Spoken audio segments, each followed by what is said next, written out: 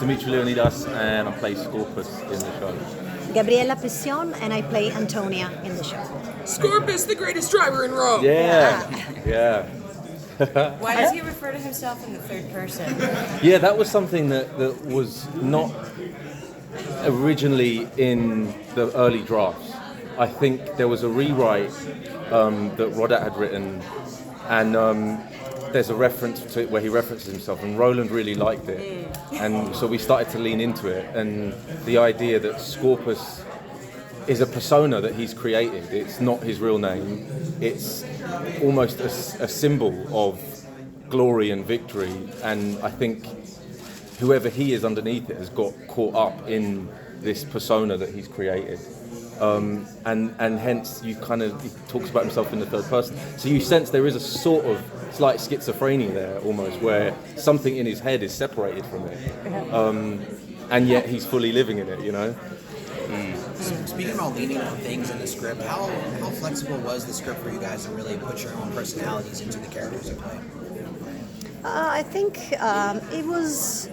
Obviously, the writing and the lines were pretty much those, but the reading of the lines, like for example, I'll give you an example, the relationship between me and Marcus, my husband, was not really written in a way that you assume that these two are still like a couple, even intimate, on an intimate level, and they're still in love. They were just partner in crimes and in a political way. But what we wanted to create, me and Rupert Henry Jones, who plays Marcus, is you need to, even though they're despicable, you need to love them. Like you need to kind of feel the bond between those two, and even making their marriage open was even more rotten in a way than just being like two for like they love each other. They probably, they still active together as partner, but they have other lovers. They don't care. They have that, for example, was not in the script. We kind of made choices to create this kind of bold couple. They're like, support one another, but they're like rotten and a bit, kind of. Well, that's the Roman way. Yeah. Absolutely. That's exactly what it is, because reading about it, it was not this, sex was not as shameful, was not a big deal for them. As long as you didn't have sex with somebody that was the same class or above, so if it was lower class, was not considered a sin. Can you imagine? So for them, it was not a big deal. Like when she buys the slave and give the slave to Marcus as a gift. I mean, how crazy is this? But they still love one another. She's with Scorpus, and he knows that. She's like, oh, sorry, I'm just late. I was just busy there. It's like, okay, it's not a big deal. So I thought that was not there, for example. So I think Roland was very open, and Marco, to allow us to bring up choices, to discuss them. Sometimes they worked, sometimes they didn't, but we were really very creative as actors, I think. I love the way that it brings ancient Rome to life. And anyone who's visited Rome now and then seeing it rebuilt back then, and particularly with your Italian roots, right? But can you talk about a little bit when you got to see the sets and when you see the final product of seeing that ancient city brought back to life? For me, is like a dream. It's actually quite surreal, because I live in Rome. And I walk, I live behind the Palatine. I'm kind of live not far from the Colosseum. I'm used to see ancient Roman walls every day over the last 20 years. So how cool is that? I know, it's amazing. So I'm actually, it's funny, I never got used to the beauty of that city. It still amazes me every day. So when I arrived on set, and I saw the Colosseum half of rebuilt. I saw the Circus Maximus, kind of rebuilt in Cinecittà 2, with this huge kind of sets that looked, it was just, the Subura was my favorite part. The Subura is an area in Rome called Zona Monti. Monti is a very cool area now with pubs and nightclubs. We all hang out in Monti. But Monti was the Subura, which where Sarah and Tenax live. Is like the popular part. The popular is different in English. Not the patrician, not the nobles, middle class, or they would live in Subura. That's my favorite part. When I saw the set, I was amazed. The spice, the meat out there, the chicken, and the colors. And it seems like you're feeling Rome in a way that it's fantastic. For someone who's from Rome, it was like a love letter to Rome. That's great.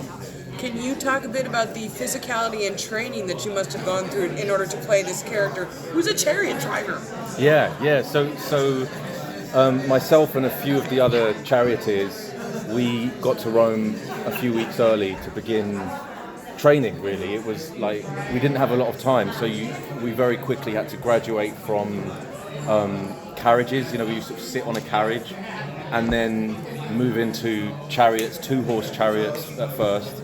And once we got comfortable with it, because it's weird, it's like being on a little skateboard with wheels, and then there's nothing to sort of counterbalance on. You're just stood almost free falling. You have to just move your feet to not fall over.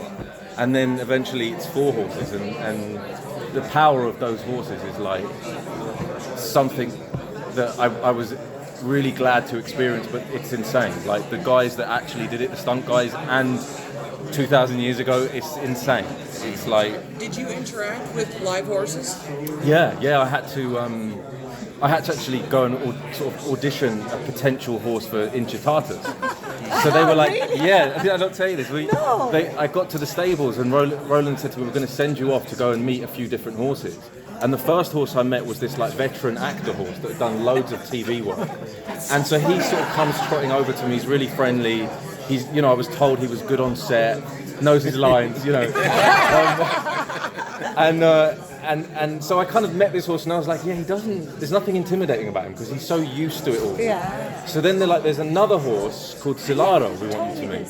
So I go to this other stable and I see this horse that's like a dragon. I was like, and they're like, come in and meet it. And the horse just stared at me. It was like, and they're like, go in and say hello. And the horse just didn't move. Not impressed. I was they could really pick up on what you're intimidated. doing. And he was like, move it, push it, move it along. And it's just staring at me as I'm trying to push it. And I got back to set the next day and Ronan was like, how did it go? And I said, there's this one horse that's like super intimidating. It looks like a mythical creature. It's like huge, muscular. And there's this other horse that's like a really good actor on set. And he was like, what do you think? And I was like, it has to be the scary horse because it just emotes that in you as soon as you're around it. I was like, and so I had to get accustomed to it. And over time, I grew to love it. I mean, it was always trying to bite me, but you learn to be around them and you learn their instincts. So that was another part. It's just learning what horses are as creatures. You know, I started off quite scared of them, so you have to overcome that. But a magical experience, yeah. I mean, I feel so fortunate to have had all that. Were there any close calls? Yes. Yeah, there was. Yeah. Go into those a little bit? Yeah.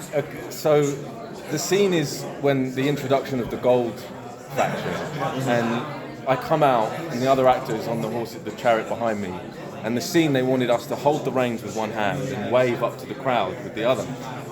And as I'm waving, something startles one of the horses, and it starts to run. So I grab it with both hands and try to slow it down, but the other 3 horses have already taken their cue from the running horse. So all 4 horses start running. And then everything just turned into chaos. I could hear screaming, I could see stunt guys running out the way because we were charging towards the turn. Oh Lord.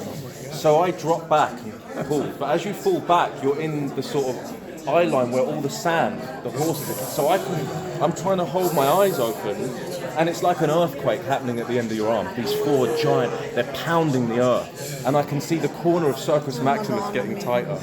And I had to try and turn, and the on-set photographer said to me afterwards, he was like, I took one photo as it happened, and then I put my camera down. Because he said, I thought something was going to... Another actor up in the stands, he said to me, we all thought you were going to make BBC News. And as they saw me sort of turn around Circus, I disappeared from their view. And so all the screaming and shouting went quiet as they tried to hear if I'd crashed around the other side. So it was you versus the stunt band then, if you were doing these pretty dangerous... I mean, so the stunt guys did all the dangerous stuff. This was really the shot. No, but it's not supposed to be. The shot they wanted was just me waving. Oh, okay. So it wasn't meant to go into like crazy, near-death experience. But but I did get to feel the, what 4 giant Hungarian horses feels like and amazing. It's like... You cast that horse. That's I cast him. Yeah. When I do scenes with horses, because I'm scared to death, I always have a man with the wig that looks like me. I'm not kidding. Yeah, there is this shot of this movie I've done, and then you see this woman riding this horse, but the calf are this big. He's a man. So Gabriella's been working as well. Yeah, and he has a wig because I'm scared. I would have had a heart attack. I'm glad I wasn't there. Yeah. Thank you so much for putting your neck on the line to bring us entertainment. Yeah, that's all right. Thank you. Thank you so much. Cheers, Thank you, guys. Thank you so much. Cheers. Thank you very much.